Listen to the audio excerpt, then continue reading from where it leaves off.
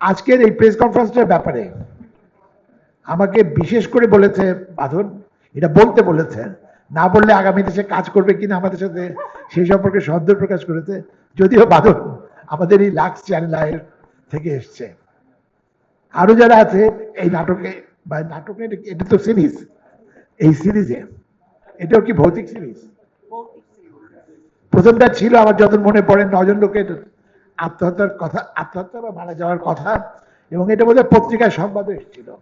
সুতরাং সত্য ঘটনা অবলম্বনে বিকি জাহেদের একটা দুর্বলতা আছে সত্য ঘটনা অবলম্বনে নাটক করার জন্য, এবং আমার মনে হয় যে এখন যে ট্রেনটা চলছে সত্য ঘটনা অবলম্বনে যেসব নাটক হচ্ছে, সিনেমা হচ্ছে, সেগুলোর অনেক বেশি সাড়া আমরা দর্শকদের কাছ থেকে পাচ্ছি। আইসক্রিম শুধু ভিকি জাহেদ নয়, বাঁধন নয়, এখানে যারা রয়েছে তারা নয়, সবার সহযোগিতা নিয়ে, আপনারা যারা আছেন সবার সহযোগিতা নিয়ে এগিয়ে যেতে চায়, এবং আপনাদের পরামর্শের জন্য আমরা 24 ঘন্টা চ্যানেল হয়, যেহেতু 24 ঘন্টা চ্যানেল, আমরা 24 ঘন্টা কেউ না কেউ অফিসে থাকি।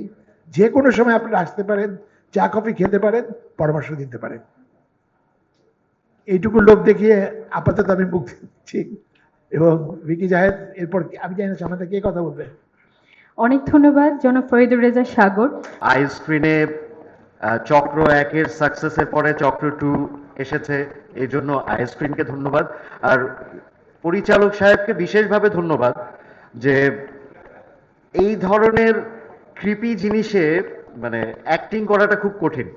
আমরা ন্যাচারালি রাগ, ক্ষোভ, অভিমান, ভালোবাসা অনেক কিছু করতে পারি, কিন্তু এই যে সাইকোলজিক্যাল যে অ্যাক্টিং এর জায়গাটা, আমি বলবো যে যে কোনো অ্যাক্টরের জন্য ভিকি জাহেদ হচ্ছে এমন একটা জায়গা যেখানে আপনি আপনার অ্যাক্টিং নিয়ে এক্সপেরিমেন্ট করতে পারবেন, আপনার ক্যারেক্টারাইজেশন নিয়ে এক্সপেরিমেন্ট করতে পারবেন। সেটারই ধারাবাহিকতা কিন্তু সেই অনেক আগে থেকে চলে আসছে, এবং সেটা ভিকি জাহেদের ব্র্যান্ড হয়ে গেছে। সাগর ভাই যেটা বলছিলেন, ব্লাড। সো কথা আর কিছু না, আমি অভিনেতার জায়গা থেকে আমার অভিজ্ঞতাটা বললাম যে ভিকি জাহেদের সাথে কাজ করা একজন অভিনেতার জন্য একটা ভালো এক্সপেরিমেন্ট, নিজেকে আরো শান দেওয়ার জন্য। এই চক্র চলাকালীন সময় আমার মৌর সঙ্গে অনেক কথাবার্তা হতো, এবং ওর ওর লাইন আমি কোট করতেছি যে আমার না খুব নার্ভাস লাগতেছে। সো আমার অ্যাকচুয়ালি খুব নার্ভাস লাগছিল রিলিজের আগ পর্যন্ত, because this is officially my first web series, and first web series কেমন হবে, কীরকম হবে, হিট হবে না ফ্লপ হবে, মানুষ দেখবে নাকি দেখবে না, অথবা দেখে উল্টা দেখালো, দেখে বললো যে ফালতু হয়েছে। তো অনেক রকম সম্ভাবনা থেকে যায়, সেই সম্ভাবনা থেকে আমার অনেক নার্ভাস লাগতেছিল। বাট আলহামদুলিল্লাহ আজকে 3 দিন পার হয়ে গেছে, সিরিজটা বের হয়েছে, এবং 2 দিনে 1 মিলিয়ন মিনিটস ক্রস করেছে ভিউয়ে। তার মানে, এবং এটা খুবই আনঅফিসিয়াল একটা কাউন্ট, বিকজ আরও অনেকগুলো অ্যাপ থেকে কাউন্ট আসা বাকি আছে। সো একরকমভাবে বলতেই পারি যে ফুল সিরাত পার করেছি। সিরিজটি মানুষ পছন্দ করেছে, এবং দেশ বিদেশ থেকে আমার ইনবক্স ইটস কমপ্লিটলি ফ্লাডেড। আমি এরকম পর্যন্ত মেসেজ পেয়েছি বিদেশ থেকে, ইউকে থেকে, এক গ্রুপ থেকে, যারা পুরো উইকেন্ড, বিকজ ওরা আসলে উইকেন্ড ছাড়া দেখার সুযোগ পায় না, তো একটা বড় বাংলা কমিউনিটি পুরো উইকেন্ড ফাঁকা রেখেছে, একসঙ্গে চক্র ওরা ভিজিট করবে, মানে সিজন 1 দেখবে এবং তারপর সিজন 2 দেখবে। এটা একটা ফেস্টিভ্যালের মতো ওরা করতেছে। So this is a very big thing for us.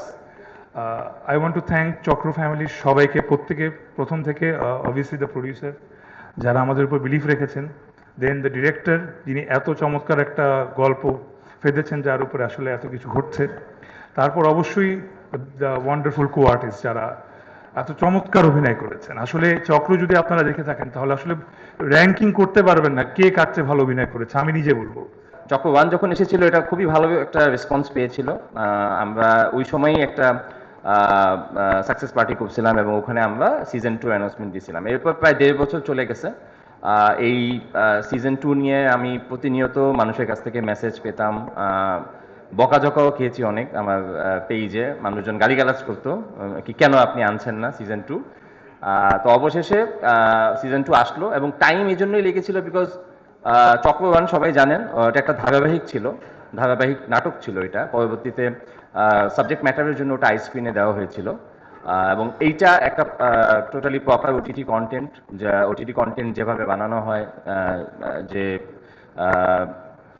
নিয়ম নীতিগুলো ফলো করে বানানো হয় বা যে স্টাইলে বানানো হয়, যে কোয়ালিটি মেনটেন করা হয়, সবকিছু এখানে করা হয়েছে। সেই জন্য একটু সময় লেগেছে। এবং এই সিরিজে আমার মনে হয় এত আর্টিস্ট আছেন, মানে খুবই অনসাম্বল কাস্ট। আমার মনে হয় বাংলাদেশের কোনো সিরিজে এর আগে, ওটিটি সিরিজে এত আর্টিস্ট অভিনয় করেছেন কিনা লাস্ট আমি জানি না। এখানে যেমন সিনিয়র আর্টিস্ট আছেন, জুনিয়র আছে, অনেক আর্টিস্ট আছে। আমরা মানে ক্যারেক্টার পোস্টার ছেড়েছিলাম ঈদের আগে, আমার মনে হয় 18টা ক্যারেক্টার পোস্টার বানিয়েছিলাম, মানে 18 জন ক্যারেক্টার আছে এবং প্রত্যেকেই গুরুত্বপূর্ণ, সবারই ইম্পর্টেন্ট একটা ভূমিকা আছে সিরিজে। সো এটাও আমি মনে করি একটা খুবই ইউনিক ব্যাপার ঘটেছে বাংলাদেশের ওটিটি ইন্ডাস্ট্রিতে।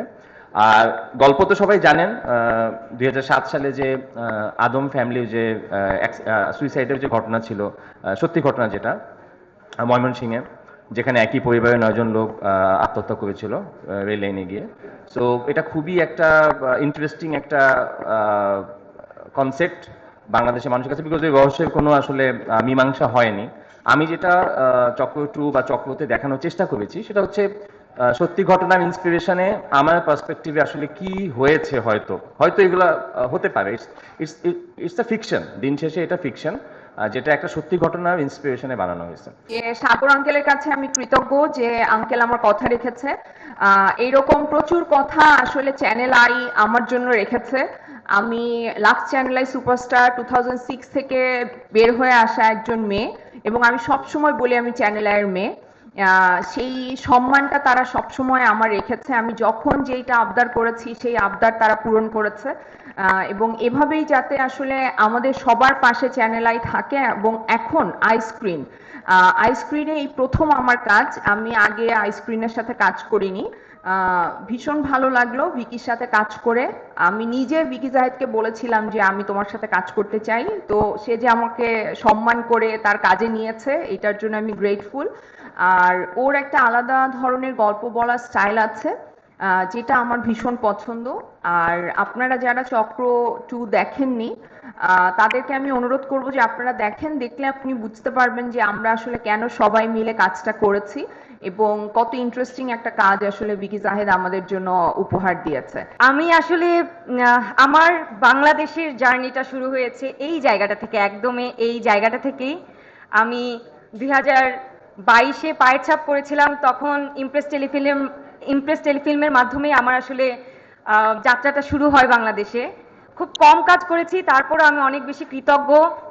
এবং আজকে যখন ওটিটিতে আমার ফার্স্ট কাজ, সেটাও আইস্ক্রিন ইমপ্রেসের মাধ্যমেই। Thank you so much iScreen, thank you so much Sagar sir.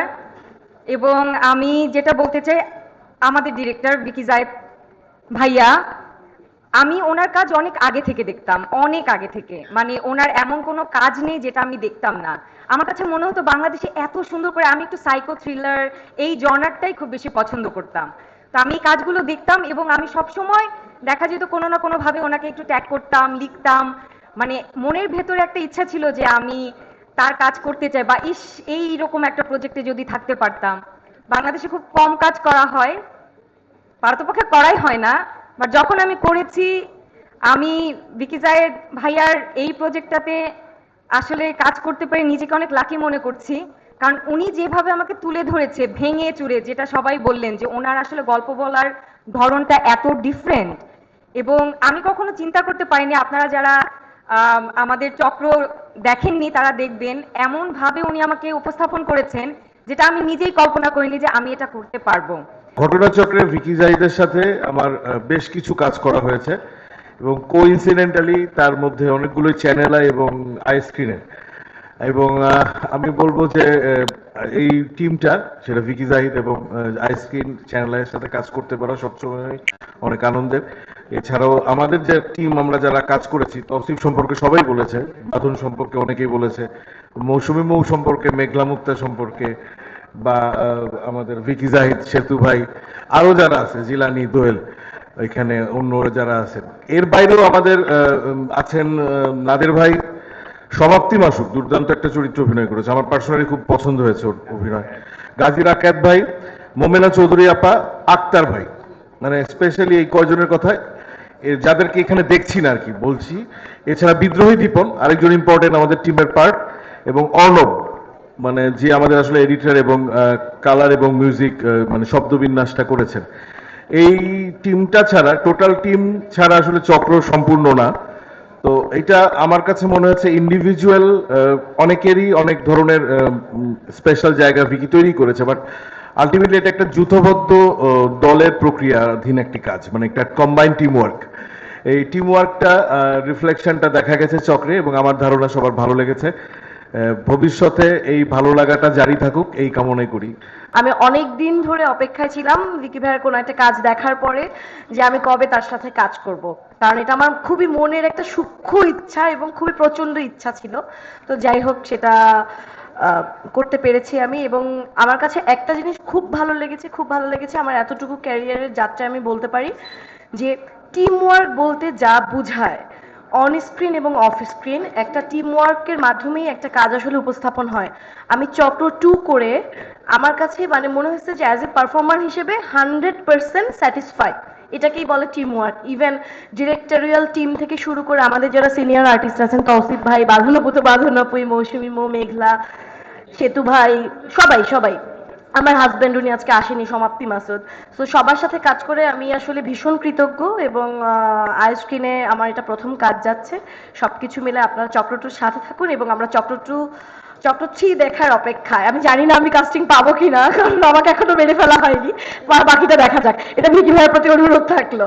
তো ভাইয়ের সাথে কাজ করার একটা ফ্যান্টাস্টিক এক্সপিরিয়েন্স হচ্ছে, যেমনটা তৌসিফ ভাইও বললেন এবং মৌসুমীও বললো যে ভাইয়া ইম্প্রোভাইজ করার সুযোগ দেয়। ভাইয়ার সাথে যখন একটা কাজ হয়, ওখানে আসলে from the point of view of N artist আমি হচ্ছে মন খুলে পারফর্ম করতে পারি, যার কারণে দেখা যায় যে সিচুয়েশনের ডিমান্ডে আসলে অনেক কিছু করা যায়।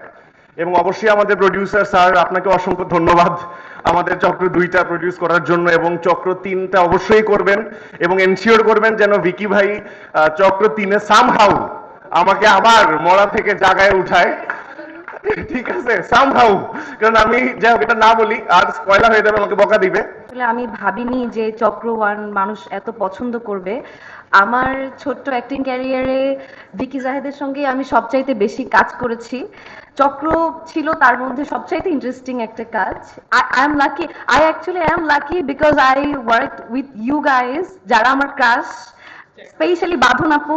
আমি বলেই দিলাম, মানে আমার চক্র 2 করতে চাওয়ার অন্যতম আগ্রহের কারণ ছিল বাঁধন আপু। I love you so much. Mousumi, Meghla Mukta, এবং আমার অনস্ক্রিন হাজবেন্ড হুমায়ুন, যার সঙ্গে ভিকি জাহেদ আমার কোনো রোমান্টিক কিংবা স্বামী সুলভ কোনো কিছুই রাখেননি, বরং মারামারি এবং যেটা মানে বিচ্ছেদ এইগুলোই রেখেছেন। তৌসিফ মাহবুব নিজেও আমার মানে আমি তার ক্রাশ। তো একজন ক্রাশ আমার হাজবেন্ডের সাথে ক্যারেক্টার প্লে করছি, তার মধ্যে আবার এরকম ডিফিকাল্ট সিনস। তো এটা শুধুমাত্র ভিকি জাহেদের পক্ষেই সম্ভব।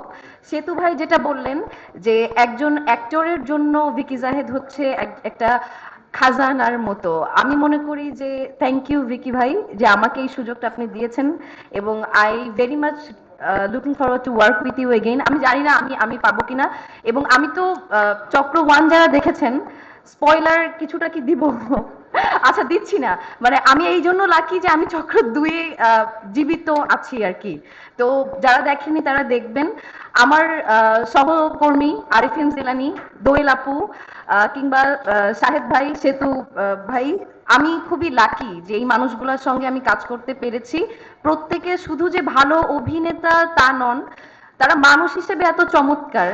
মানে একটা শুটিং সেটে, আমি তো থিয়েটারেও কাজ করি, তো একটা টিম ওয়ার্ক বলতে যেটা বোঝায়, আমি প্রত্যেককে এত সিরিয়াস দেখতাম যে আমার কাছে মনে হতো যে একজন অ্যাক্টরকে আসলে এরকম ভাবেই কাজ করতে হয়। আমি ভেরি লাকি অ্যান্ড ব্লেসড যে আমি এই টিমের সঙ্গে কাজ করার সুযোগ পেয়েছি।